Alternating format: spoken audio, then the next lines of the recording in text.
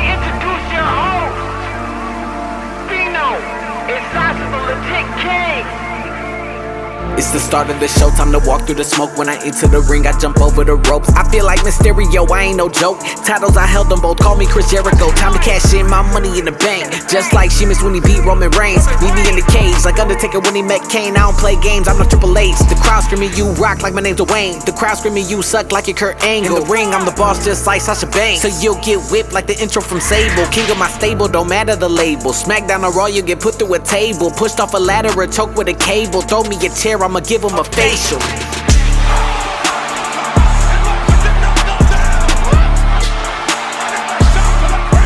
It's the start of the show, time to walk through the smoke. When I enter the ring, I jump over the ropes. What's up, everybody, and welcome back to the podcast known as Ring Champs. I am your boy, Just Fino, and of course I am here with my co-host, the one and only Sasha, the legit king. Sasha, say what's up to the people. What's up, people? Happy to be back. How are you doing, Sasha? Oh, I am here. I am making it, but I'm happy, like I said, to be here and to talk to you about the wonderful world of wrestling. What a wonderful, wonderful world it is. I swear, wrestling brings so many ups and downs, and oh my God. Sasha, I don't know what to think anymore. Like, I'll tell that he's ready to go. He's ready to talk about something. I'm in love with wrestling more than anything in the world. Like, I loved my dogs, Duke and Roman. I loved them so much. But I don't think I loved them as much as wrestling, man. I'm sorry. I hate to say that. The world of professional wrestling is fucking crazy. It is. Look, this is Friday night. Okay, so we all know what happens on Fridays. Okay, it is SmackDown. Okay, so we were recording this literally as SmackDown just ended. Yeah, 11 minutes ago it just ended. And we are not, I'm not going to recap or anything like that. But the last 10 minutes of that episode, oh my God. I just don't know what to think.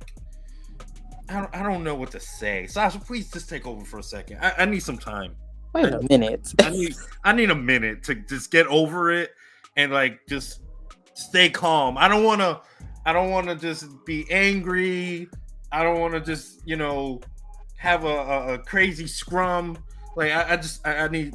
You need to go through the process of grieving. Yes, you need a minute. Take over for a few minutes. Talk about something. I don't even care right now. I need some time.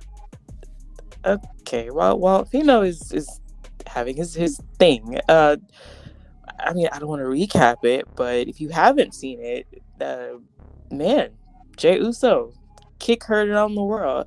I mean, there's been a lot of those because, man, super kicks are aplenty in wrestling these days. But yeah, Jey Uso told Jimmy he said Jimmy's no longer in the bloodline, and then sold everybody the proverbial wolf ticket and said he himself, Jey, is no longer in the bloodline, and proceeded to kick Roman Reigns' face off. I mean, the last two episodes. No. I'm going over the last few parts. So full disclosure, I didn't see the promo, but I got to see the last few seconds of it. And my brother, if you want to talk about it, you could delay your emotional breakdown. Oh man, I'm giving y'all the cliff notes before he unloads. So. It was awesome, but at the same time, that's my tribal chief. Tribal chief. He got kicked in the face. I mean, this is not a chair to the back again. Not once. Not twice. I think it was 3 times. Oh my God. I'm just saying, at least it wasn't a chair to the back, okay? He's gotten a lot of those in his career. That is 100% true. But you know what? Like, I could survive a chair shot to the back. He might need facial surgery to fix the kicks. Let's not go that far. But my tribal chief. I'm surprised it happens now. I'm surprised. I thought they would, but I mean, I guess, yeah. I mean, I guess you don't want to stretch it out too long. Like, what's Jay gonna do? What's Jay gonna do? Like, man, Jay Uso, man, best actor in a dramatic role. No, it's. I'll tell you this, and I'm obviously, I'm a Roman fan and a Tribal Chief fan, obviously. Clearly, But I have to say, hell of a segment. I really didn't know where they were going. I was hoping, maybe they do that whole Jay is part of the bloodline and he's like a kind of like a double agent type thing where he's like secretly taking them apart or something. But I love this way too. So it was well done. yeah.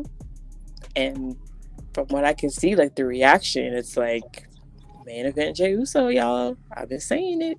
Like he cinema. Like this bloodline thing, he has. I know Roman has become. I feel like it was going to happen, whether or not the fans liked it or not. Roman was always. I don't think if we saw it being like this, but Roman was going to be the guy. Like it was going to happen, whether you wanted it or not. I think the pleasant surprise in this whole thing is how Jay has grown. Roman has grown tremendous. Like I said, he was always molded to be the man, but now it's like it's not forced. It's not. It's happening organically. It's happening. But like I said, Jay coming along, pleasant surprise. And man, like I said, I saw the kick. He put a little extra on it. So that was a. I mean, like I said, I'm pretty sure Roman still has like the footprint on his face. Like it was. It's rare you see anybody like physically handle Roman Reigns. Like it's very rare. Like even with Brock Lesnar, like this was like kick the shit out this man's face. Like woo. He showed it so well too. It just made the moment even more. He did. And then they did the double kick, and it was great. Great segment. Great ending to SmackDown. Overall, I thought SmackDown was pretty good. The gauntlet match that started off. Shout out to Pretty Deadly, who are now the new number one contenders. Yep. And I'm pretty happy about that. And then let's see what else they had. They had Io versus Zelina Vega, and Vega got the win off of that. It looks like they're continuing to build the separation of Io and Bayley. Let's see. My boy LA Knight unfortunately lost, but he did get the upper hand against Santos. But overall, like I said, good show. Good Friday night. We're 2 weeks away from London, England. The SmackDown in London is actually going to be Asuka versus Charlotte for the women's championship. Now I saw that promo with Bianca. Man, she cleared her out, boy. Yeah, I love the Bianca thing. You think a heel turn's coming? I don't think she's turning heel. I wouldn't go that, because then my thing is, how could you do that? Why would she be the heel in that situation? Like, how do you explain that? Asuka cheated to beat her. Charlotte came and got in front of her in the line. Like, how do you justify saying that she's wrong in the situation? She's not wrong, but heels can still be right. That's what I'm been though. It's like, how could you get the people to turn on her? I shouldn't have said wrong. Like, how would you get the people to boo her or turn on her when, like I said, she wasn't. She was, like you said, she's right in the situation. I don't see how that makes her a heel. I see that if anything, I would think that would piss people off is if she wasn't upset about it. If she just kind of like kept smiling and twirling her braid, like, oh, I'm the EST, and kind of let it go. That I feel like would make me look at her like, why would Right, yeah. You don't care. But to me, like, she's 100% right. I don't think I don't see that being a heel. I think that it's just a new form of her character. Maybe? Yeah, like it's a new layer. It's not heel. Okay. It's Bianca is not taking your shit because she's not wrong. She's not wrong. But I would say this though, Charlotte wasn't wrong either. Charlotte didn't ask for, she never got her rematch. So when she lost to Rhea, so now this is kind of like, I don't know. You can go different ways with it. I like the way it's going. Bianca's gonna be at ringside during the match, so we'll see what happens there. And I feel like even if she interferes, I mean, she was mad. Like, right? No, she that's got true. cheated. You jumped in front of her, like. And to be fair, we've never gotten the Charlotte Bianca feud. We have So this can be the beginning of it. Bianca's faced every other horsewoman. She hasn't faced Charlotte. Everybody, and she hasn't beaten Charlotte. She said that was one of the things that she wanted to do. So, yeah, I don't think it's a heel. I think another layer, like you said, to Bianca. Like I said, because you'd be hard pressed in a situation, especially, as good as Charlotte is, she continues to be polarizing. So, I mean, if someone was going to be made unlikable in the situation, whether it's fair or not, I feel like it would have been Charlotte. Like, people are not going to but no, Bianca's just pissed off, rightfully so. Gotcha. Well, Sasha, we have a big day, big episode today, for sure. We have a lot to talk about. That is for sure. But before we begin, I would just like to say, on this day, because I don't know if you know, but fun fact, today, let me see how many years this would be. But let's see, 2000, this is what, 2023? So 25 years ago today, fun fact, Edge made his WWF debut, in-ring debut. Really? Yes, he did. I found that out. I was just scrolling on Facebook and I saw that.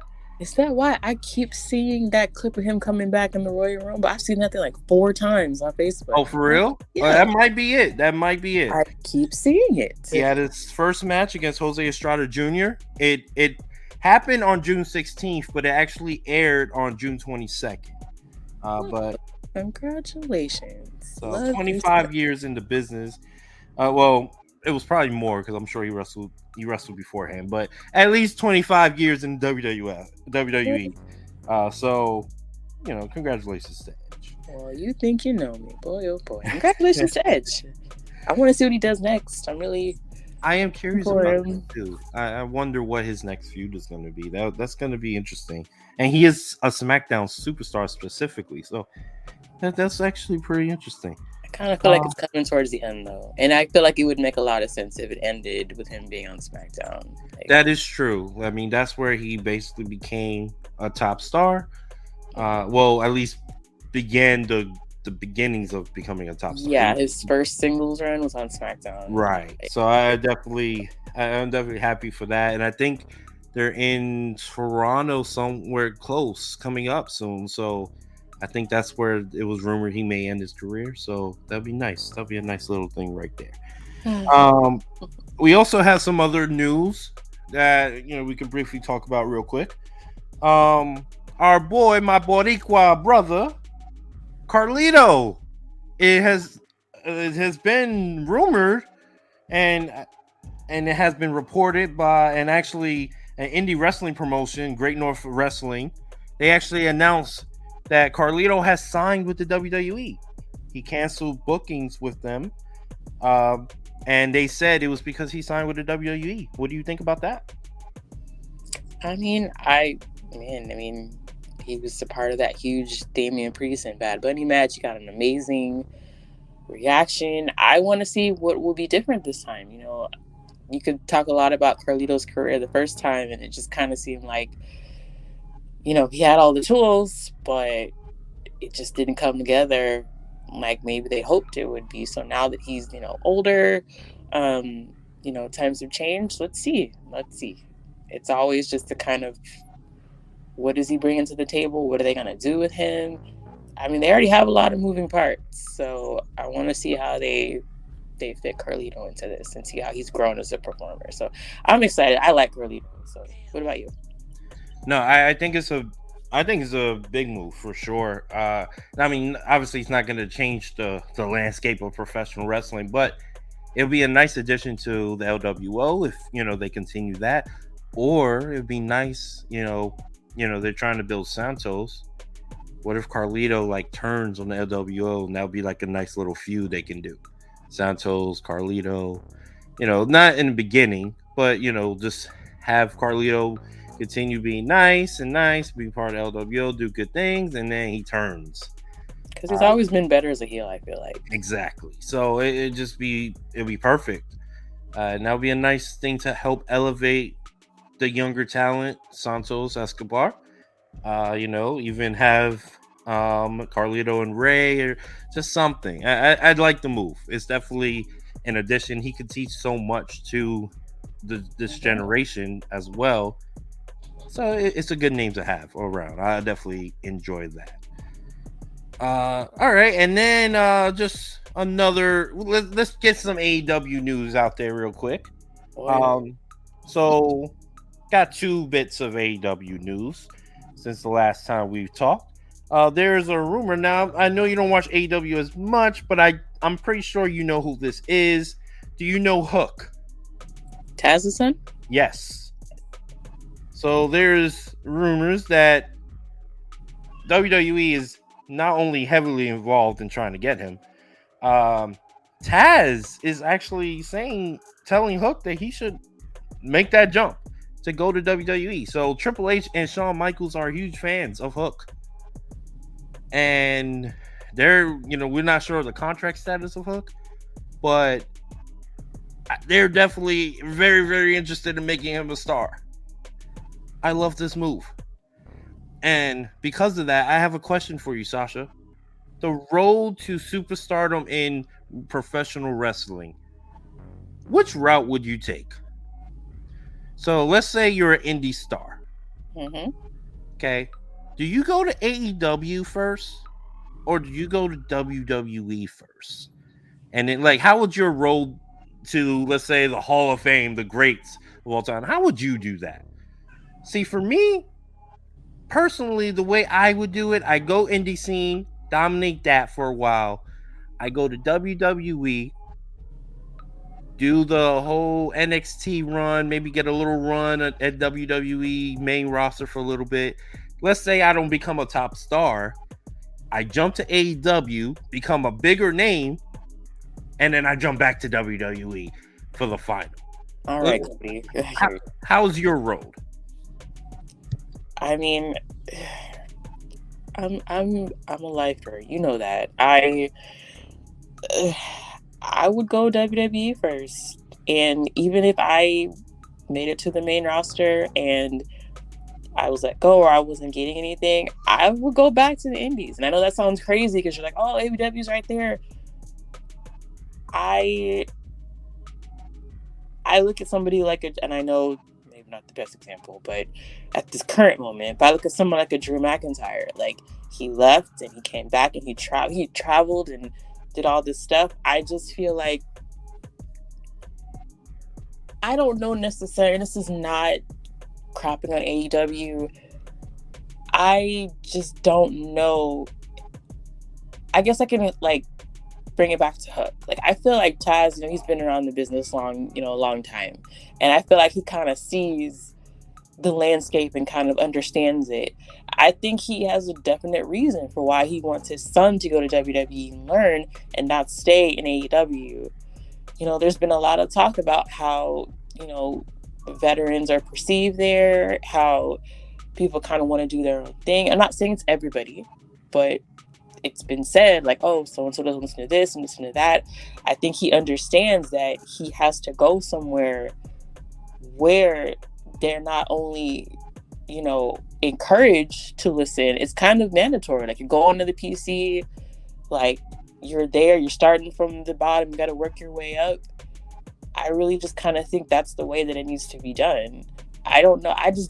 If it was me, I really wouldn't see any reason to go to AEW. That's not a bad thing against them, but I would rather go back to the indies. I'd rather just go to Japan, go tour the world, go do something else.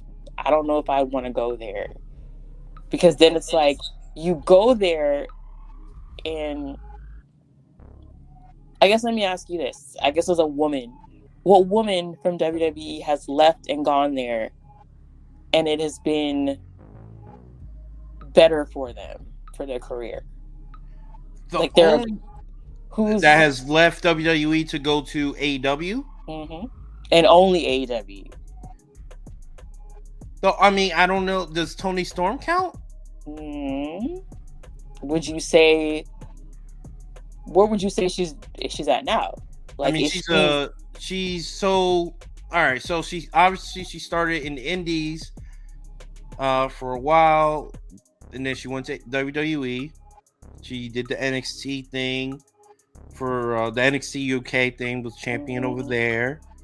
She went to main roster, didn't like, I guess, the travel. I guess I'm not 100% sure why she. I think it was the traveling and all that. She just wasn't a fan of the everyday thing. And then she went to AEW, and now she's the world champion over there. Is it? I mean, it may not be the typical, you know. But what's the one thing that everybody across the board has said about AEW they need to work on? They're women.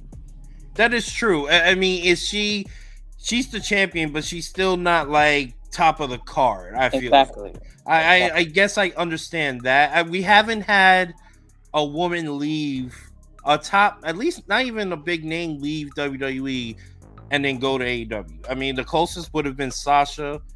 I think she probably would have ended there. But I mean, obviously, her height of her career is always going to still be WWE. It doesn't matter. But would you argue that it was better for her to go to Japan or AEW? Well, no, I think it was definitely better for her to go to Japan, because it was only better for her though. And I'm gonna tell you why. It was better for her specifically because it was her dream too. So for her, it was better to go to Japan because she wanted to. That's all she ever wanted to do. Well, yeah, but like business-wise, like outside of it being her dream, because yeah, she made it very clear she was always into Japanese wrestling. But other than that, I mean, do you think they would have? Because my thing is, if she goes over there, she's gonna be a superstar anyway. But is she going to be a superstar because she's gonna be a big fish in a small pond? How long until, if they don't have anybody that they built up for her in the meantime outside of Jade Cargill, who's not really where Sasha is in the ring? No, the only person over there that would technically be on her level would be Britt Baker. But but outside of this whole thing with, Adam Cole and Chris Jericho and was it Saraya? No, you're 100% what were they doing with Britt Baker before? You're 100% right. I'm just saying the only one that you can argue that could be on her level. Exactly. So after they do that, then what? Yeah, no, I get what you're saying. I get what you're saying as a woman for sure. I'd rather just go and try. Right. No, I get that. I get that. That's an interesting point, and I like that you brought that up because I didn't even think about that from the women's perspective. I was thinking more just in general. I'm thinking, obviously, honestly, you know who I'm thinking of? Cody. That's what I said. I said, way to go, Cody. That's why I called you. I know, and that's my thinking because Cody obviously grew up in WWE. Then he went to he did the Indies. He did then he did obviously AEW. Then he went back to WWE, and he's now a superstar. So I was thinking more like that. But I get your point. I didn't think about that perspective. Yeah, I think, and that's another thing. I know we're kind of like going off. Well, not yeah, we're kind of going off topic a little bit, but it's like Cody's been he's the only one that's done it so far. But we've only had almost 4 years. Well, I know. Yeah, it's only been 4 years. I know, but what I'm saying is, it's like whoever that next person is. I guess my question to you would be, Cody had a unique situation. Like you said, he had been in the system before. He left, he came back. What are we going to do about that first person who's never been in WWE that leaves AEW? I guess maybe it might be Hook. How do you think that's going to go down? MJF. Well, it depends who it is. So if it's like Hook, who he's not on the top He's of still the pole. young, so Yeah, he's still very young. He's on the lower, totem pole of AEW. But if it was a guy like MJF, for example, if he comes to WWE, I think he's going to be a superstar. but do you think that MJF, as he is right now, would fit in with WWE and what they have going on? Yes. They wouldn't have to change anything. He won't be doing the cursing, but MJF is so good, I don't think he needs to curse. Okay, fair enough. I'm curious to see. I'm definitely curious for sure, but he's so good on the mic, he doesn't need to do that. We shall see. So Well, whoever's next, we shall see. I definitely, I'm very interested in the future of certain superstars over in AEW. We'll talk about a little bit more of some of those characters in a little bit. But the next thing I just wanted to bring up before we get into our topics of the day. So we got some more matches announced for Forbidden Door. Forbidden Door 2, which is going to be next Sunday, June 25th. So we've mentioned already on the last episode, we mentioned Bryan Danielson versus Okada. Okay, huge match, obviously. We've mentioned Kenny Omega versus Will Ospreay 2. Hell of a match, obviously. So those are, I was saying maybe maybe I'll buy it. After the first match, I was like, I'm thinking about it. After the Kenny Omega match, I was like, maybe. But and then what did I tell you last episode? What did I tell you? No, I know. But then they announced 2 more matches, and one of them I'm not too excited about, but I know it's still going to be a good match. So I'll mention that one first. Sonata, the IWGP World Heavyweight Champion, issued an open challenge on this previous Dynamite, and Jungle Boy Jack Perry accepted the open challenge. So he will be facing Sonata for the IWGP World Heavyweight Championship at Forbidden Door. Okay. So that's a good match. It's definitely a good match. I'm not excited for who Sonata is fighting. Even though Jungle Boy has a bright future for sure, but I don't know who else could have done it, but it's not what I probably would have booked. But I know it's going to be a good match because they're both great wrestlers. So definitely hyped for that. And Hook is going to be in the corner of Jack Perry. And then the other match, this is what made me, okay, I'm buying this pay-per-view. The AEW World Heavyweight Championship is going to be on the line as MJF will be defending his title against Hiroshi Tanahashi. Now, are you familiar with Tanahashi? Sasha? I've heard about him. Yes, he is basically the John Cena of New Japan. He's basically their John Cena. He's just everyone loves him. He's just their guy. He's their top guy. Well, besides Okada, but he's just always been around. He's always going to be one of the greats. He's one of the best of all time. Excellent wrestler for sure. It's just going to be a hell of a match, and I am definitely buying Forbidden Door 2. So hyped for this event. I told you so. That should have been my straight fast prediction. Yeah, I know. It's definitely a great card, and I don't know how many more matches they're going to add. There was another match that was rumored, and I'll bring that up later. Because it's going to be part of the topic that we're going to be talking about today, or one of the topics we're talking about today. But it's a very, very great card on paper. I expect it to be, to succeed every expectation. If you love professional wrestling, this is a card to watch. So, we're a show that likes to give flowers and props to people, to the world of professional wrestling. We got to give major props to New Japan and AEW for this card already. And there's only 4 matches so far. I don't even care if all 4 of these matches go an hour. I don't even care. I'll enjoy those 4 matches if that's all it is. I don't even care. But I'm sure there'll be more matches. It's a shame because I think Sasha Banks or Mercedes Moné would have been on this card. as well. I don't know. Yeah, I don't know that, who she would have fought, but I think that would have been a nice addition to this card as well. That would have been Sasha's AEW debut, so that would have been pretty great. But besides that, still a great card. Definitely gonna buy. So I encourage everybody else to buy this card as well because it's definitely well deserved. oh, I'm sure we'll talk about it next show. Yeah, definitely. All right, so let's get into our topics for today, Sasha. How about you? Go ahead and lay it out for us? Boy, making me do the heavy lifting today. No, I'm just kidding. So it's no secret. I mean, one of the biggest things to hit professional wrestling in a very long time was the internet. The internet happened, and then after that, social media. I mean, which I know is still part of the internet, but work with me, people. It's very different. I would have to say, I started watching wrestling 99, so it's about 22, 23 years ago. 24, I guess.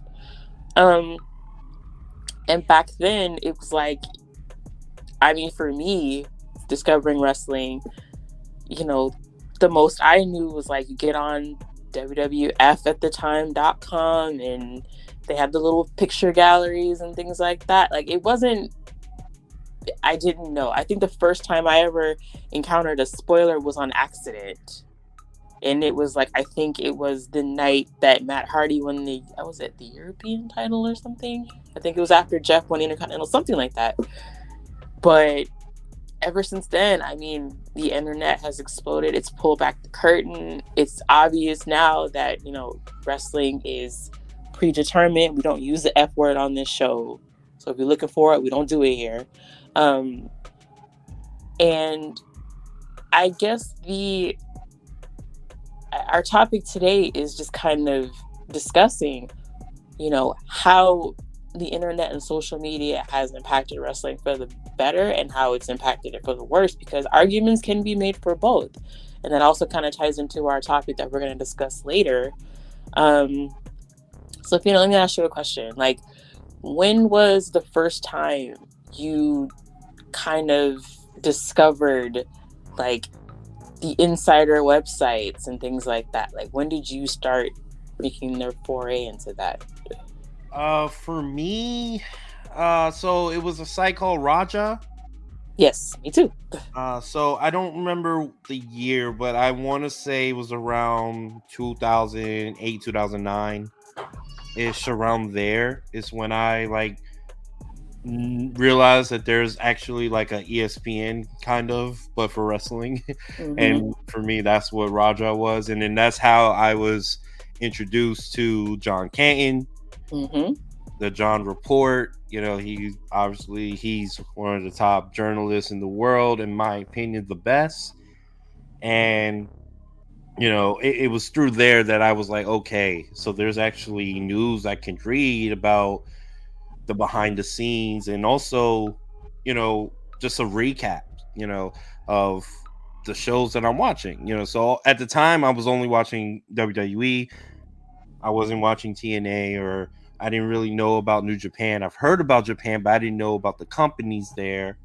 And I really wasn't, I knew about the indie scene because I was a part of it, but even then, I still didn't know that the world was bigger than just WWE.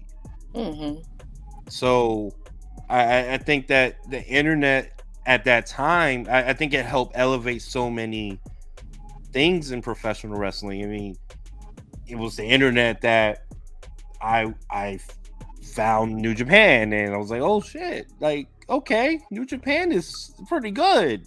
And then I heard about TNA but never watched it, but okay, AJ Styles, okay, this guy is not bad. And then, it just kept going and kept going. And, I know so much about the business because of these sites. But at the end of the day, too, you got to understand that there's two sides to it. There's a good side of the internet, and then you realize when you're reading comments and stuff like that, there's definitely a negative. And those negatives sometimes that's my biggest beef with wrestling fans in general, because I always say that wrestling fans seem to be like the worst fans. Like I love Stephen A. Smith, right? And Stephen A. Smith says that the Cowboy fans are like the worst people in the world, right? For me, it's wrestling fans, because they shit so much on the business that they love. They don't understand that shitting on it is you're hurting the business so much. Like those comments are being read by not only other fans but by wrestlers themselves, and it's definitely a very very huge negative. It pisses me off so much. God, sometimes I wish I was. I'll give you a perfect example. It was it was about a couple weeks ago. I was reading, I was reading comments about it was and you know what? No. So the other day, actually, I was reading a comment section for I hate Dave Meltzer. I'm not gonna lie. I always have. I'm always gonna hate him. I don't know why, but he put some his star ratings for the show. I forgot what show it was, but one of the matches I disagreed with him, right? But if you read all the comments, it's just nothing but like hateful speech. Every single thing. Oh, he doesn't know what he's talking about. He's an idiot. He's all this. And as much as I don't like Dave Meltzer, I kind of felt bad for the man, because at the end of the day, it's just his opinion. And even though I don't agree with his opinion, doesn't mean that I have the right to bash him. I know we got free speech and shit, but damn, guys, like, calm down. It is still the man's opinion, whether he's right or wrong, or it's an opinion. I mean, I agree with that. I think for me, it kind of takes the enjoyment. I don't know. I kind of feel like wrestling is one of those things. Once everybody it's kind of like a magician. Once everybody kind of got to see, the magic behind the magic trick, I guess you can say, or the whatever. I feel like with that influx of information, it made people feel like they would know more than the magician herself. Because I've been to shows where it's like, I've been sitting in the crowd and it's exciting. Like it's still fun to go.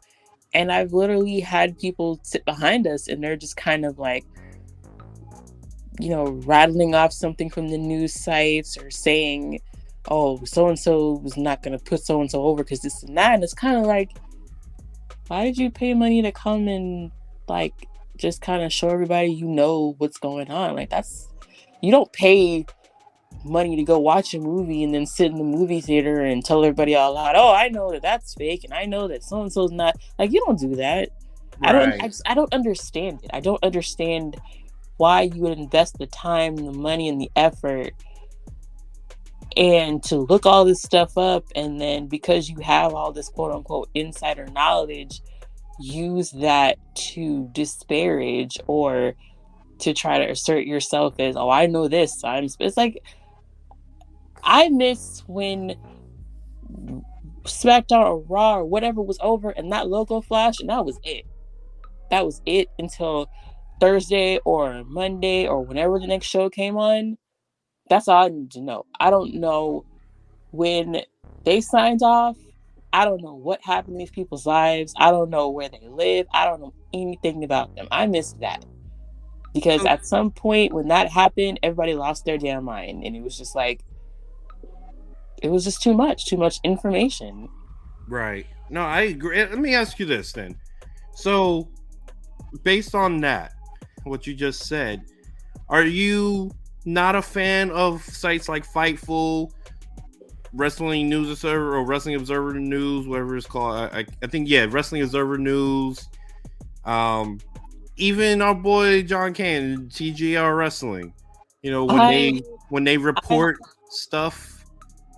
I'm not Like, gonna say that I'm not a fan because, like I said, I totally love John's work. I'm gonna talk about him because he's probably my favorite. Um, but one thing I like about John is that he's not afraid to he's not afraid to give his criticism, but it's not in over the top way. It's not in a way like, obviously he has to report this stuff because I mean that's what his site is. Like, he does a lot of recaps, he does a lot of other features, but I mean if you're a wrestling website, you kind of have to divulge this information to kind of keep up with the information. So I don't fault him for that. I'm not saying that they're a cancer to it. What I'm saying is that it's kind of become sort of a thing now where what's going on outside of the ring is kind of taking precedent over what's happening inside of the ring. And for wrestling fans who already have a hard time discerning that reality from the fiction, it's kind of, to me, I think it's just kind of a weird thing. It's like, if I see Tom Cruise on the street, I don't think homeboy's on a wire somewhere being dropped off from mountains or whatever, or buildings or whatever the movies he's doing. I don't know. I don't watch his movies, but you get what I'm saying. I think with wrestling, it's hard for people to discern, like, okay, Seth Rollins doing all this thing, but then, you know, I'm trying to think of a good example of this because I think it's strange with all that information, with all this knowledge is being put out there, people still can't discern the people's personal lives from their characters. I think that's very strange. It's like, I'm trying to think of anything. Okay, so we'll talk about, I was going to say this for later. When that whole Edge and Nat and Lita thing happened, it's like, yes, that happened in real life. And yes, they turned it into something on screen. But I feel like that was an instance where, especially like with Lita, she said she was walking her dog down the street and people are yelling slut at her. She's walking down the street, walking her dog, and you're yelling slut at her. And it's like, yes, that happened in her real life. But then it's like, was that something that we needed to know as wrestling fans? Was that really pertinent to what was going on screen? Like, before that whole shit came off, like, she was in a storyline with Kane, Edge had his thing going, Matt Hardy was out with an injury. Like, would the world have kept turning if we didn't know about this? yes, I definitely understand that, and I agree with that. But then, I guess we gotta play devil's advocate with that, because what did you say that turned into a great positive? You know, obviously it was based off negative things. Yes. It turned into a great positive, you could say, for both of them, especially for Edge. Mm-hmm. But it definitely turned into a positive. Edge's career, he became a superstar because of that.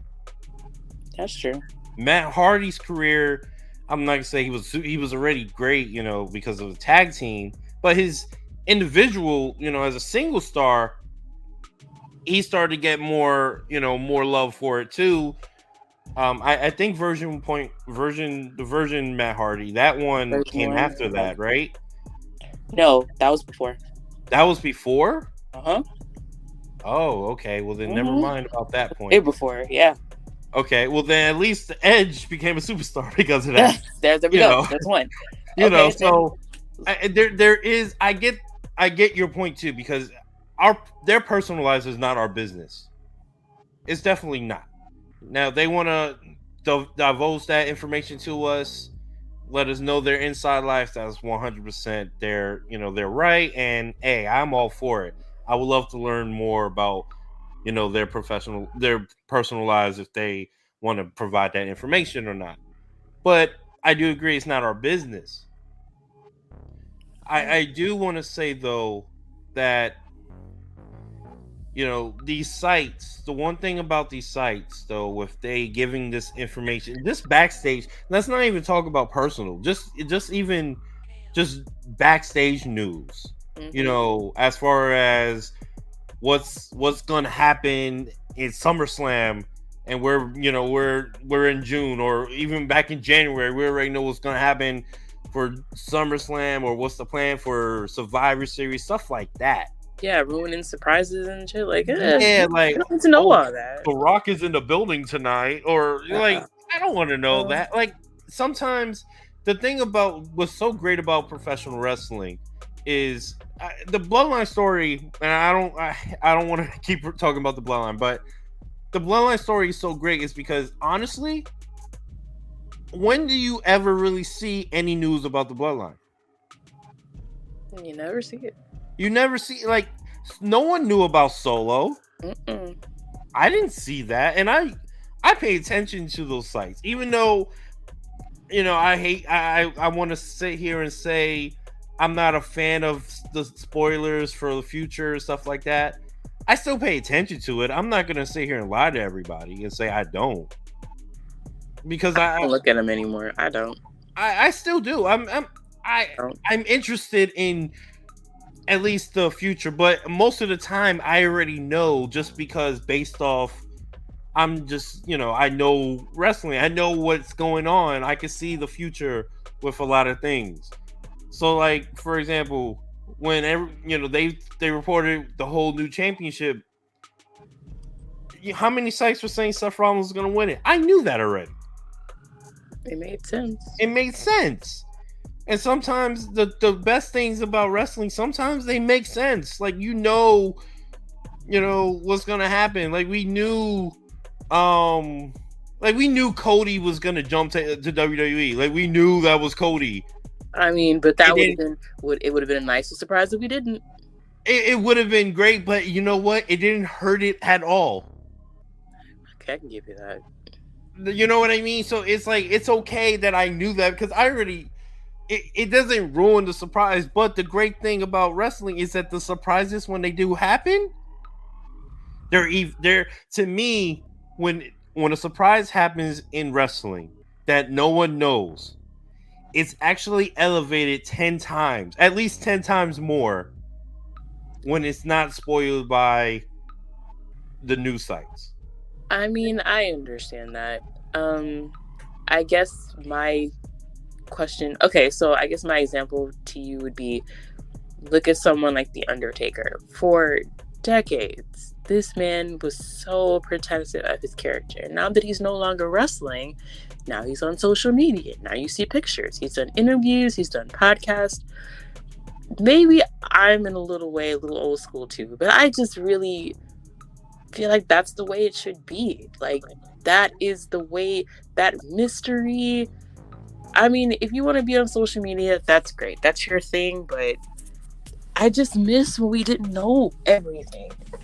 I miss when we didn't have, access to all that information. No, that makes perfect sense. It's okay to miss that. It really is okay to miss that, because that lack of knowledge, it just makes you more want to see what's gonna come next. Like, it makes you tune in more. It makes you want to, I gotta be there SmackDown and watch at 8 o'clock every Friday, because I want to know what's gonna happen next. And not be that not knowing what's gonna happen obviously helps that excitement level as a fan. Like, of course, like it's like going to the movies to see the Marvel movie, and you don't know what's gonna happen in the Marvel movie. Like, no one knew Iron Man was gonna die. Sorry, that's a spoiler to anybody, but it happened years ago. No one knew that Iron Man was gonna die at the end of Endgame. But so I get that. I trust me, I definitely do. I wish wrestling was more safeguarded in that sense. Yeah. But I understand too that what? I've learned to live with it. I mean, learned you don't have a choice. No, I know we don't have a choice, but in a way I kind of do, because I could be like you. You said it earlier that you don't read those sites anymore, or you don't even pay attention to all that. Mm-mm. I could do the same thing. I choose to. I choose to still read those sites, or not even read the sites, but just look at posts on Facebook and stuff like that, and follow these sites. Like, I still do, but I'm okay with it because I kind of like. I think that when you're a certain fan, like I think you're at this level of fandom like me, where a lot of the news they report, we're smart enough to know that that was probably going to happen anyway. Yeah, I mean, the only time I really read the news is like for the show. I mean, but other than that, it's like I'd prefer not to. Like, I don't like to. I just want to experience it. Like, I don't want to know. I don't need to know these things. I don't need to know. As a fan, this wrestler's, political, stance. That's okay. That's yours. That's No, great. that is true. When it gets that personal, I definitely like I don't need to know that. I don't need to know so and so is not happy about their spot on the card. I don't work there. That ain't my damn business. Like, if so and so is just not on the screen, it's like, okay, well, as long as they're not hurt or something is just egregious happening to them, it's like, well, they're just not on my screen right now. Like, that's okay. I don't need to know all that stuff. But let me ask you this then, because this can lead into our next topic as well. That background information, right? It leads to, you brought up the Edge story, which actually kind of fits perfectly into this. That background knowledge, even though we shouldn't know that stuff, wouldn't you say though that helps the storylines in wrestling? I mean, some of the greatest storylines in professional wrestling, especially in today's world, it blurred those lines of not only the background information, but also what's happening in the actual wrestling itself. And it helps create these better storylines, these better things. I mean, you go back to Daniel Bryan, for example, if we didn't know the background information about Vince doesn't like these type of guys and stuff like that, would that had hurt that storyline of Daniel Bryan finally reaching the mountaintop and overcoming the Authority and, beating Randy Orton and Batista at WrestleMania 30? I would argue those are far and few between instances, because then there are stories like the one we're going to talk about where I don't feel at all that what happened is going to contribute positively what was going to happen going forward. But yeah, I agree with that Daniel Bryan thing. I agree with the Edge thing. I even agree with, what was it? CM Punk and John Cena at Money in the Bank, all those years ago. That did help. What about John Cena, The Rock? That helped as well. I mean, like I said, so those many top storylines. Few between. You can even say the Bloodline. But that's more of, I would say. You can say the Bloodline. But we just made the point that they're not really. They're keeping that more to the chest. They are keeping that to the chest, but it was the background of knowing that people hated Roman. It was the fact that Roman was pushed so much, and they brought this up in the beginning of the Bloodline story, that people turned on Roman.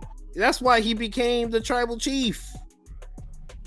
It was that whole, the hatred. He was like, I'm gonna embrace it, and this is why we got Roman. And this is the backstage stuff. As much as that we don't, we don't agree. I mean, we agree that it should not be out there. It has helped so many storylines become as great as they are, and even the lower storylines. I mean, I'll even tell you this. I'm not a fan of Ruby Soho, right? But she started, when she went to AEW, she had a feud with Britt Baker. Her best moment in my ever watching her was that promo she had with Britt Baker in the ring, where Britt Baker was talking about Ruby said she how she left WWE and stuff like that, right? Britt said you didn't leave, you were fired. And then Ruby turned around and said, and it was the best damn decision of my life. Like, it was that background information helped elevate that feud, even though that feud was not like a all-time great or anything like that. That little bit of knowledge still helped elevate that small feud. Like I said, I agree that there are some times when it helps, but I think more times than not, it's more harmful than it's helpful. I think it breeds people feeling like, oh, they know everything. Then it kind of helps fuel that negativity. So it's like, oh, we know what's going to happen.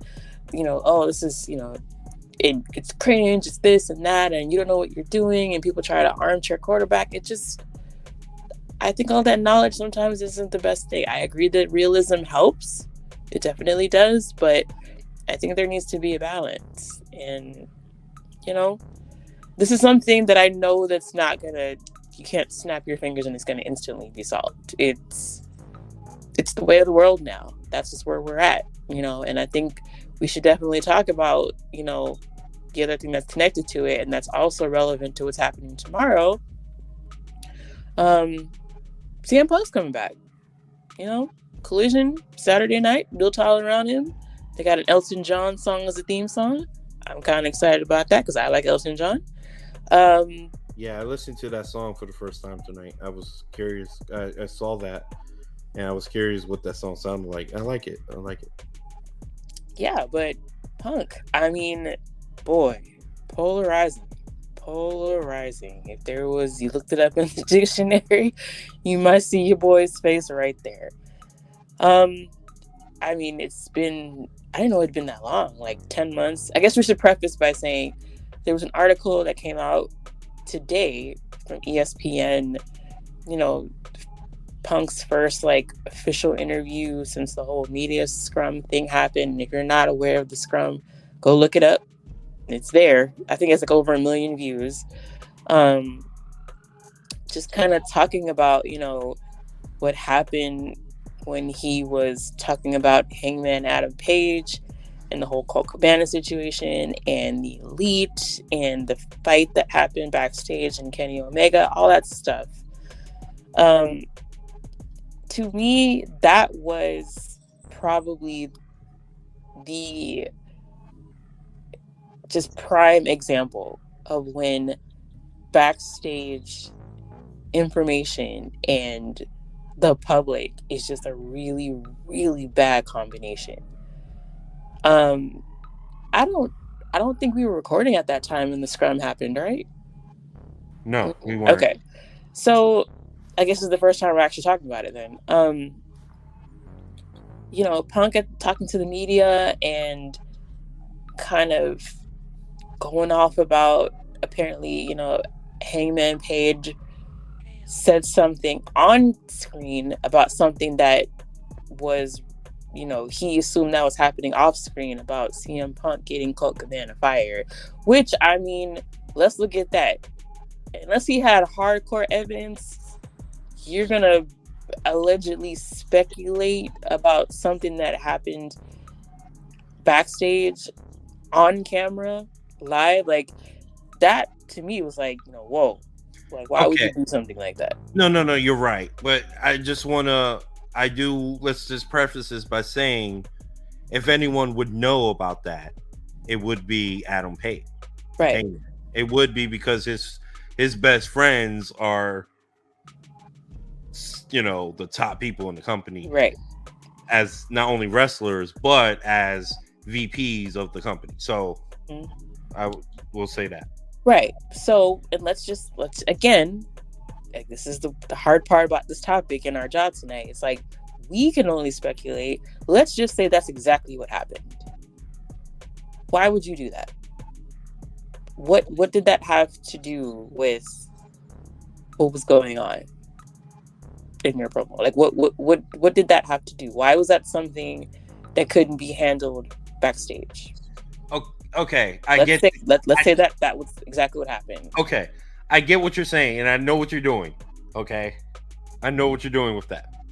However, would you not agree that did help elevate the excitement for that match? No, I wouldn't say that it didn't. But then, at what cost? Like, was that worth doing? Did anyone ever expect the scrum to happen? No. At the end of the day, and this is the thing. Now, we know that they talked about their promo before, according to Punk, and we're going off of information that Punk provided in this interview. Yeah, allegedly, this is all we know. So this is all we know. We're just going off of what was said, okay? Because we haven't heard Hangman's side, and I don't think we ever will. And we don't work there.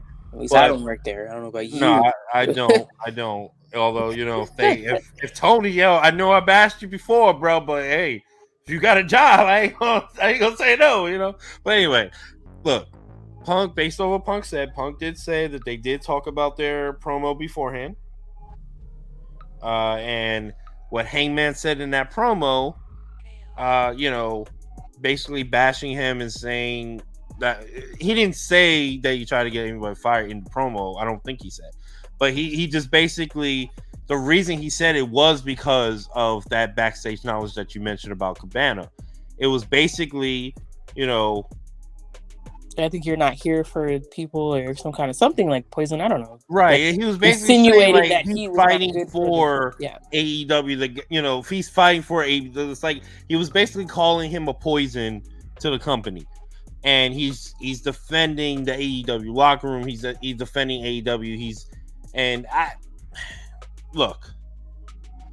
I agree that maybe he shouldn't have done that. There was probably a better way to do that, for sure. I think there was. And if you're gonna do that on another thing, if you're gonna do something like that, why on earth? Why on Beyonce's internet would you decide to do something like that to Phil Brooks? Why?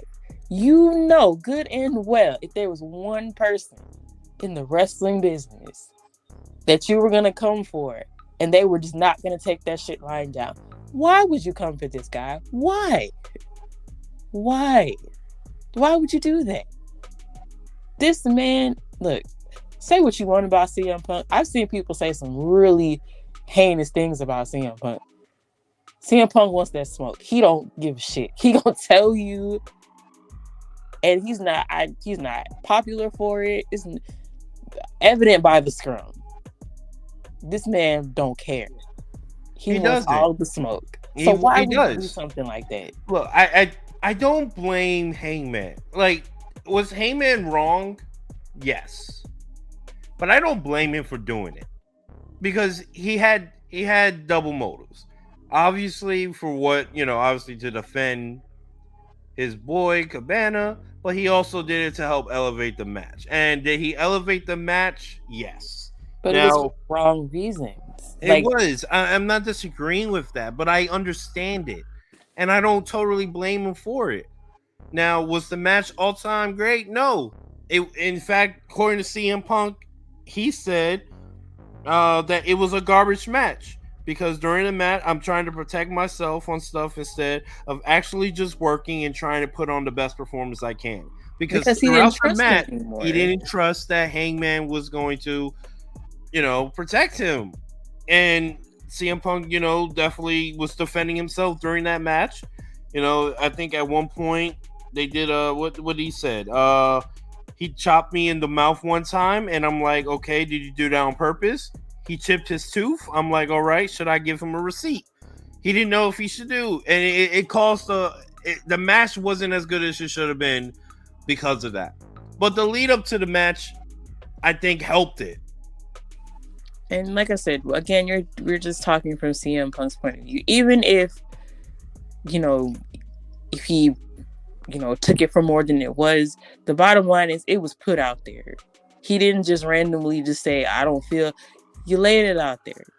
That's like me going, to your job and, doing some shit like that.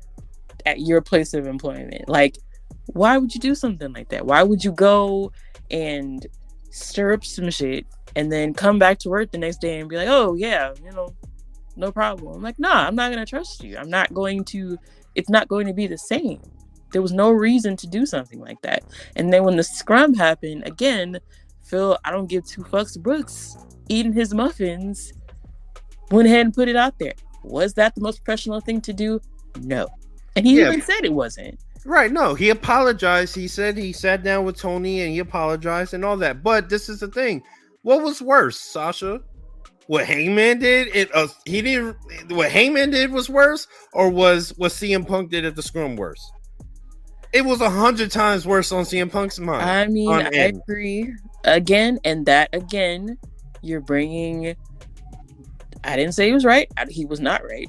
Again, you're bringing stuff that... Because then, what did we learn from that? We learned that Colt shares a bank account with his mom. Like, I don't need to know that shit. That ain't none of my damn business. Right. No, it's definitely not. But that's my point. It was like... And you know what's crazy? So... It was like a trickle effect. Everybody started popping off at the mouth. This was bad. 100%. We talking about internet and professional wrestling. But what's crazy is the people that CM Punk was talking to in that scrum was the same internet, the people, the journalists and all this that provide the news. Can we talk about Tony just sitting there right next to him? Tony had the scared look. Look, I don't care if I'm giving you millions of dollars. Look, all I'm saying is Paul Levesque and Vince McMahon, say what you want about Vince. They would never. No, they definitely would. They would never. They would have cut that mic off so quick. It's not even a question. I get what you're saying. I get it. But the thing about Punk, and this is the thing. So, yes, the whole situation was not good. It definitely was not good. It didn't even help anybody. It didn't help anyone fight, because he got hurt. Yeah, they didn't even reference anybody. They didn't. Yeah, they basically kind of erased it. Legally, they can't even, I guess, speak about it. Well, that's what they say. I think that's BS. They could talk about it. They're just choosing not to. I don't think that's BS. I think they can't talk about that. No, that's BS. Because how can CM Punk talk about it, but they can't? That's BS. He didn't go into detail about what happened. Fight. But they're not even talking about it. They're saying legally they can't even comment on it. Well, that's BS. On the scrum because he said that, but he didn't say anything about the actual fights in the interview. So no, he didn't. But I believe that part. He can't more about it than every single member of the AEW roster combined. Just saying. In that one interview that he dropped today. Okay, so tomorrow when they have Collision, I mean, well, they won't be there, so it doesn't matter. So all of this will have been for naught. No, not necessarily. All of this. I think Samoa Joe said it best. Samoa Joe had an interview as well. Let's see, where did he? I think it was with who did he sit? He sat down with Sports Illustrated, Justin Barrasso. He said Samoa Joe basically said there isn't a divide. It's basically an argument between men, and they need to just settle it as men. Amen. Okay? I agree. That's all it is. It's just an argument. This is something that I think can definitely get resolved. You don't have to like who you're working with. How many people love everyone they're working with? I definitely don't. I hate every single motherfucker I work with. Okay? Everybody can't be that. No, I hate them all. Fuck it. No, damn. I don't care. I'll then listen to the show. You know what? I don't care. Love you guys. But no. I don't like them. Okay? But no. I'm just saying. No one loves everyone they work with. You're going to work with people you don't like. I'm just saying, as men, when y'all get into it, the old saying is y'all fight, y'all do this, and then y'all make up after. Did Jericho and Triple H like each other? No, but they worked together. But they worked together. And they became, they became at least mutual friends. I mean, I don't know. Not cordial, mutual, probably. Cordial friends. That's the word I meant. Yeah, cordial. They're cordial with each other. They joke around with each other, stuff like that here and there and stuff like that. But They didn't like each other during that time, but they figured it out. I think eventually this will lead into them working it out. Is it going to take time? Yeah, it's definitely going to take time. And I think that keeping them separate on two different brands, one group on Dynamite, the other on Collision, is going to help. But it's too late now, even though all You that think it's happened. too late? No. What I'm saying is, and this goes back to the point, that's why we should never have known about this.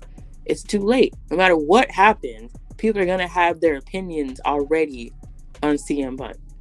But see, People that's already why had in their mind that either he's a hero for taking down the evil elite because they're the VPs, or they hate him because look at him. He's complaining, he's this, and that.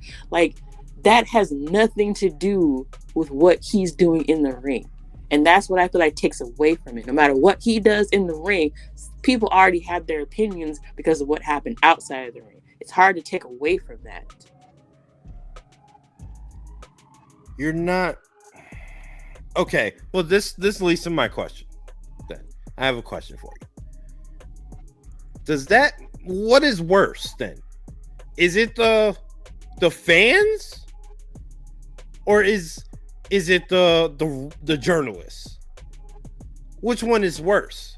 Because is it the journalist's fault for the fans acting the way they are? Because it's the fans that are honestly choosing sides.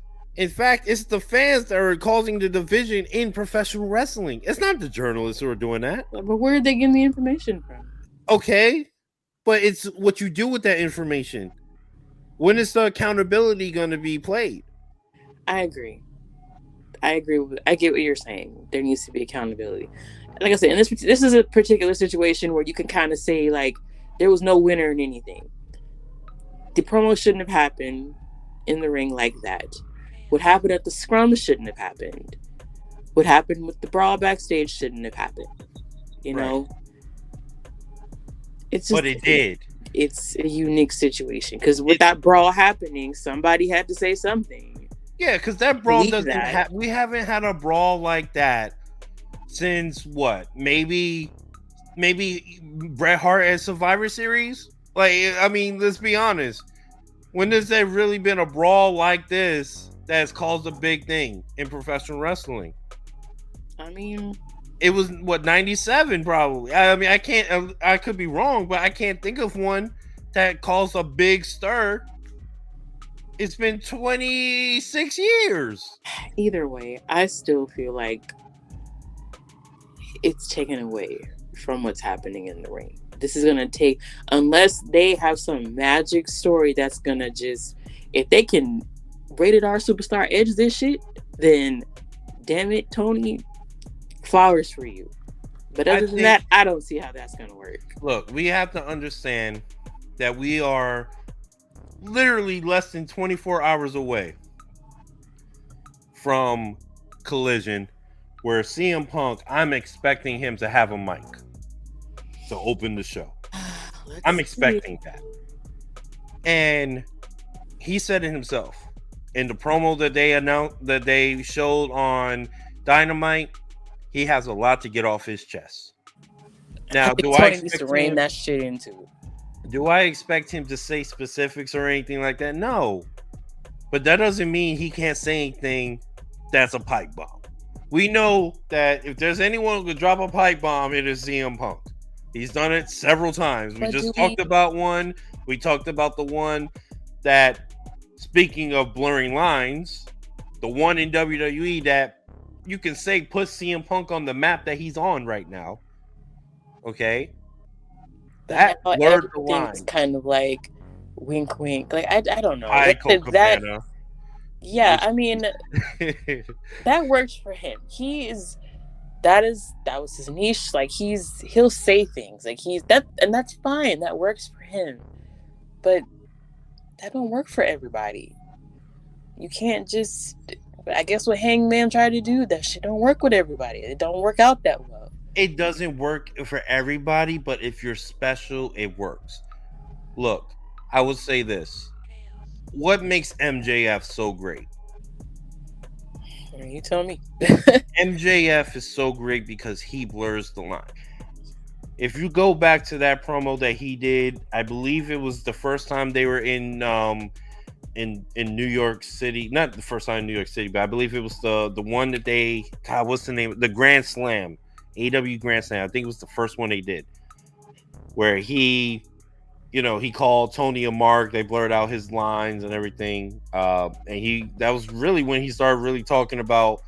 When he basically said, "Would you pay me more if I was an AEW guy? I mean, if I was an ex WWE guy or whatever." Like, I don't know. See, it was. that's What makes MJF so great. It's those lines. He's on that line. He's on that like special tier with CM Punk. That, I mean, but then it's like, I guess that ties into what we said, like, on our previous show, not the previous episode, but the previous show that we had. Right. It's like, me and you make up we're the minority of the wrestling fans. The majority are casual fans. We are small compared to the casual fans, right? So you're saying all these things. You're, wink, wink. Would you pay me more if I was an AEW guy? The majority of the audience, I would argue, AEW is made up of more hardcore fans than casual. I feel like WWE has the most. But that brings me to the point that if you place somebody who was not CM Punk, because clearly CM Punk has history in WWE, but if you placed an AEW person within the confines of WWE where most of the fan base is casual, and you possibly couldn't always make those little wink wink comments, or you ain't calling Triple H no mark on TV. You're not doing it. You're not. But this is the would thing. You be able to flourish? Like, would you be able to tailor your things and not count on everybody around you being in the know? How do you float that when the majority of your audience probably doesn't know what you're talking about? You know what kind of debunks that though? It's the same person I said earlier. Why do you think Cody Rhodes is so big? But Cody was not a superstar when he left WWE. Right. He was not you can say he was not even a superstar in AEW. But the minute he showed up in WWE, back in WWE, he was instantly a superstar, and the entire stadium went crazy. Was the whole stadium hardcore fans? No. Okay. Who's the most popular superstar besides Roman Reigns in WWE right now? Cody Rhodes. Okay, so I guess my point to that would be, yes, that's also WrestleMania. Like, people come in, far and wide for that shit. So, but think about it. I would argue now, where Cody Rhodes is, it's not, you can't compare it to where he was last year. Like, yeah, there was that excitement. He's back, this, and that. But now that he's been, back, he went through the Rumble, the WrestleMania. Like, I feel like this run that he is on now has elevated him more than when he first got back. Like, after the excitement kind of wore down, you put him in with Seth Rollins. That was a very smart thing to do, where Seth was at the time. That was very strategic. But I would argue now that he's on a much hotter shit than he was when he first came back, because this feels more authentic. They don't reference, little bits and pieces. He might have went somewhere else and came back. But what he's building with the fans feels more organic. Even the casual fans are getting it now. But yes, I agree with that. Because of the way they've been strategic in placing him. Outside of that injury happening, which is automatically, that injury was so gnarly, that was automatically going to get him sympathy. But I would argue the success with Cody coming back is not only the work and what he's been able to do, and he's showing how much he's matured, but I would argue that's more of the strategy that was put in place for him. He's not making wink like, oh, I'm doing this and doing that. It's like, it's been strategic how they've done this with him. Yeah, but it was built off of the building block of what he did in the past. You're telling me that they can't do that with anyone else? But like we said, Cody was there before. Okay, but that's fine. That is perfectly fine. But if you're okay, what about AJ Styles?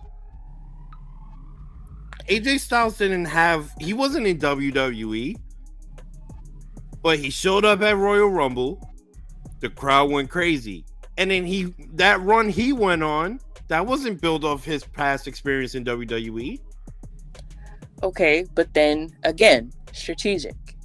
What was his first feud after the Rumble? Be strategic with anyone else? Is No, all but I'm what saying.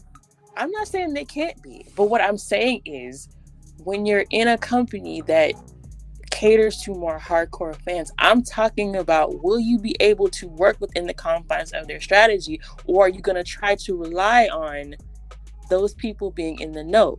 Can MJ, if they are strategic with MJF, is he going to be able to flourish within that? Or are you going to see that maybe he was only able to flourish when he was able to cater to those hardcore fans? It's different. It's an interesting question.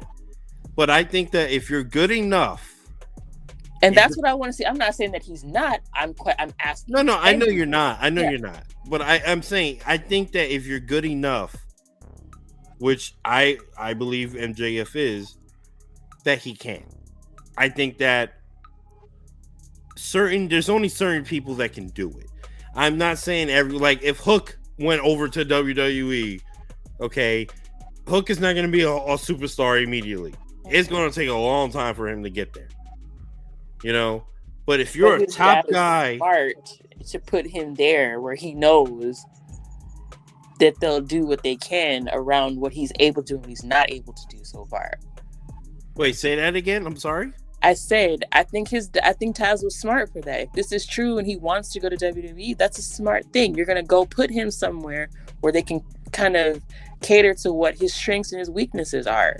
Right. Well, I think that's the whole point though of that, is that if there's any company that can do that, no matter what person it is, it's the WWE. Right. And I think that a person like MJF, who's able to blur the lines, that's able to use the hardcore knowledge that our fans quote unquote have and use it against them, and use that to become a top star in a company like AEW, right? I think that he can also do the same thing in a WWE setting, especially if you're that good at your job. Well, I think that one of the things too, it's like this. Adam Cole, I think, was amazing on the indie scene before he went to NXT. Mm-hmm. He went to NXT, you can argue Adam Cole was the greatest NXT superstar of all time. And I would say he's up there. He wouldn't. I'm saying you can argue it. I'm not saying he is, but I'm saying you can argue it. Okay. Obviously, I'm gonna say he is Adam Cole. Bang! You know what I'm saying? But I'm just saying. Okay, you just gotta. If there's any company that can do it, and I know we kind of switched topics a little bit, but if there's anyone that can do it, is the WWE. And I think that all this information, to go full circle with it, okay.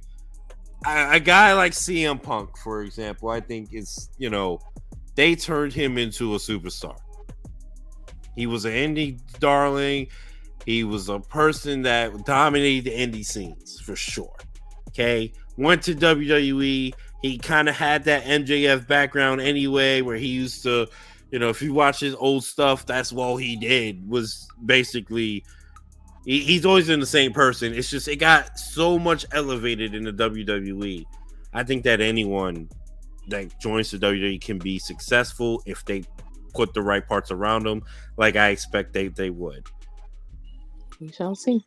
And I think another thing too, one thing about the whole CM Punk situation, the whole topic that we're talking about with just the internet in general.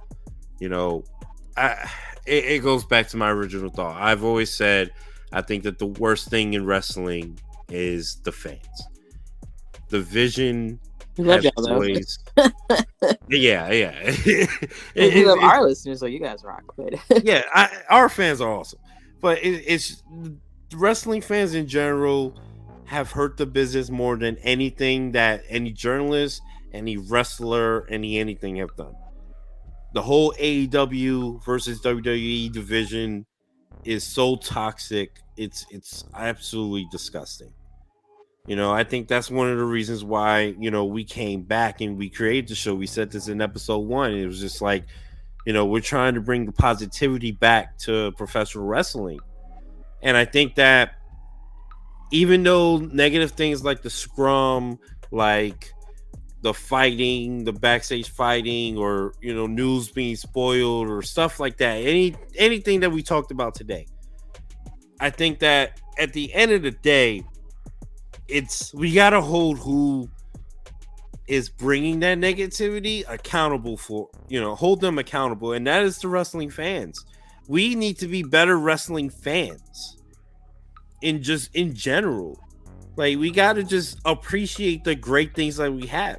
Like, I'm sorry, but a WWE fanboy that chooses to bash AEW Forbidden Door, you're an idiot. You're a stupid idiot.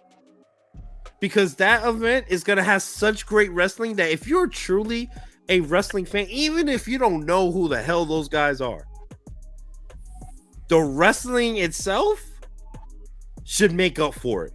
It should make you want to watch more of them. Make you want to watch New Japan Wrestling. Make you want to watch AEW. Same thing with, someone watching Backlash this year and watching Bad Bunny and Damian Priest. It should make you care about Damian Priest and seeing what WWE is going to do to push him to the top. Or see Bad Bunny come into wrestling, a musician, by the way, not an athlete, not a person with any physical, background at all. He's a musician, but he put his heart and soul into training and learning a sport that he loved his whole life, that he is a fan of himself. You should be interested in watching more of that because of the great performance that is out there every Monday, every Tuesday, every Wednesday, every Thursday, Friday, and Saturday, and sometimes Sundays that we have professional wrestling on. I mean, I get what you're saying. I wouldn't. I guess it goes back to, people are entitled to their opinion. I guess my point before we get out of here would be, I'm not the biggest AEW fan. But I'm not gonna go out of my way to trash them. I just don't watch it. You're not gonna trash. I don't. them. Yeah, I don't. You're I not. don't watch it. I don't. Comment on anything. It's just I don't go out of my way to do it, and I just move on and I watch my WWE, and that's what I do. It's just like I don't have to say anything about it. Like, okay. That's how everyone should be. If you want to be a WWE fanboy or an AEW fanboy, you're in your perfect. You have every right to be. I'm not bashing you for being that. It's fine if you just want to watch one thing. Mm-hmm. That's cool. Like, you want to watch your Forbidden Door? I watch action movies. I'm not a drama person. Like, I'm not gonna watch The Notebook, but I'll watch Die Hard. You know what I mean? But I'm not bashing The Notebook or anything. It's just not my cup of tea. That's all I'm saying. Yeah. And I just wish we took the long way like that. Yeah. But yeah, I mean, you want to watch Forbidden Door? I'm not gonna watch it, but I'm excited for you because you're so excited about it. Oh yeah, but I'm not going to watch it. That's gonna be. I'm not gonna lie. That might be the pay-per-view of the year, right? Like, I don't even know what's gonna happen later. Like, I'm sure SummerSlam's gonna be amazing too. I expect Money in the Bank to be awesome. By the way, speaking of just Money in the Bank, I hate that people are bashing the Money in the Bank participants from the men's side. Excuse me, what are we saying? There's people who have bashed the Money in the Bank participants. Oh, there's not any top names or anything. Like, what? Shut up. We have That's six. what we're trying to make people though, because then you can Exactly. complain if you got all the changes champions. so many times. We have Santos Escobar. We have LA Knight. Yeah. We have Ricochet. We have Shinsuke Nakamura. Like what? Like these are people. Excuse me, you forgot one. I'm not finished. I was gonna continue. I'm just saying we got Damian Priest. Yeah, okay? we do. Like we have like people who are not champions, who've never been champions before in this match. We're trying to build, well, world champions, I should say, in WWE. You know, like we're trying to build the future. Let them live. And these are six great wrestlers. I think I'm missing one. I forgot who I missed, but I think that's it. Six. But I think I forgot to name one. But it's okay. Either way, we got six great wrestlers that are going to put on an excellent match. And just enjoy it. All I want is for people just to enjoy. I think that's, at the end of the day, no matter the negativity, no matter all the backstage news, no matter anything that we've talked about, at the end of the day, just enjoy what the hell is on the TV. Like we're in a time in professional wrestling where we have wrestling basically all the time, and great wrestling. We forgot Butch. That's what we forgot. Butch. Yeah, that's what I knew. I forgot to mention one, but yeah, even Butch, awesome. Like at the end of the day, just enjoy it. That's all I want people to do. I think that's all. Yep. So I don't know. We had some good topics today, Sasha. Yeah, we really definitely got in there. we did. We disagree. We agree. I like that. I don't think we have to agree. I think that's the perfect thing. We don't have to always agree. But at the end of the day, your opinion is yours. My opinion is mine. At the end of the day, we still gonna love each other. We still gonna enjoy professional wrestling, and that's just the way it should be. Yeah, we can disagree and move on. And just don't super kick me. You know what I mean? That's all I'm asking. I can't make any promises. Don't turn on me. That's all.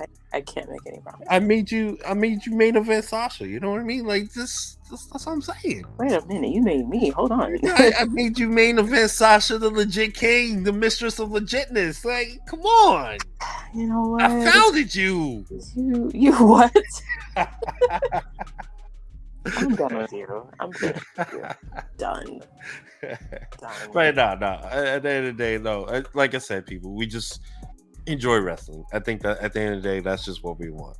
So yeah, just enjoy.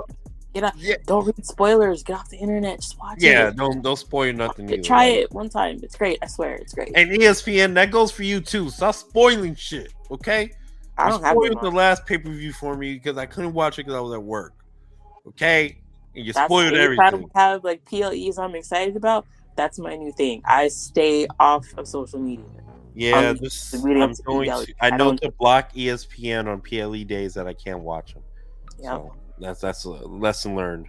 Try it, guys. It's amazing. It really is. I might go that way one day. We'll see. Do it during the Rumble. That's my favorite time to do it.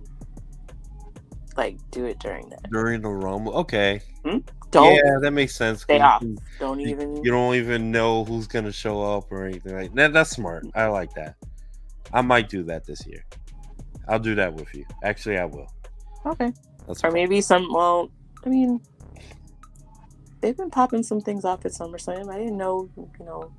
Damage Control was going to get back together. It's pretty exciting. Oh yeah, that's true. No one knew of that though. I don't even think that was reported. No one knew that because that happened literally the night of, like the night before. I mean, that's what Dakota Kai said. She said she literally found out the day before. So no one really had time to even find out about that. To be honest, maybe we awesome. Think we should try it. Get well soon, Dakota Kai. I love you. You're awesome. Yep. And shout out to Up Down Down. That's like my shit. I love Up Down Down. You're awesome. All right.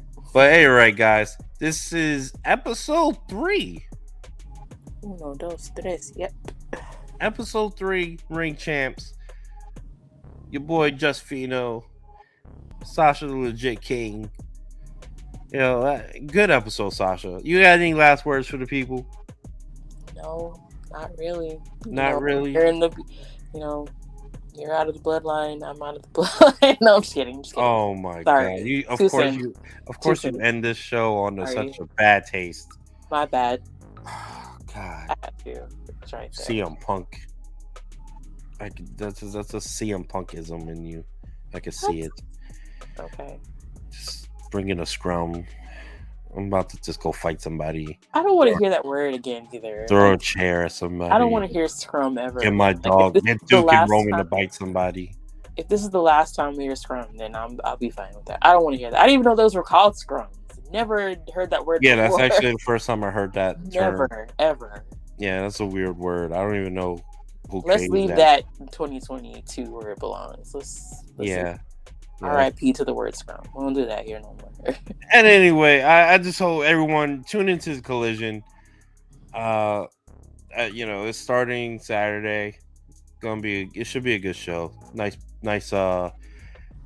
main event. They also announced Andrade versus Buddy. So that should be a good match. Hopefully they kind of repeat what they did in NXT. That would be a great match if that's what they do. I believe that Andrade back. That would be great. yeah, that'd be cool. And then Miro's also in action too. So Well, look at that. if you're a Miro fan, check out Miro. He's back. Maybe Lana will come with him. We don't know. We'll see. But anyway, guys, just enjoy wrestling. Hope everyone enjoyed this episode. It was a great episode. Me and Sasha. Episode 3. You can find us on all social media. Well, not all social media sites, but any social media site. Just search Ring Champs JFS. We're on all that. So just follow us, subscribe, like, share, whatever it is you got to do to show some love. I appreciate it. Sasha appreciates it very much. We're on all streaming sites, Spotify, Apple Podcasts. So check us out on that as well. All right. So we are out of here. Love you guys. Peace. Adios.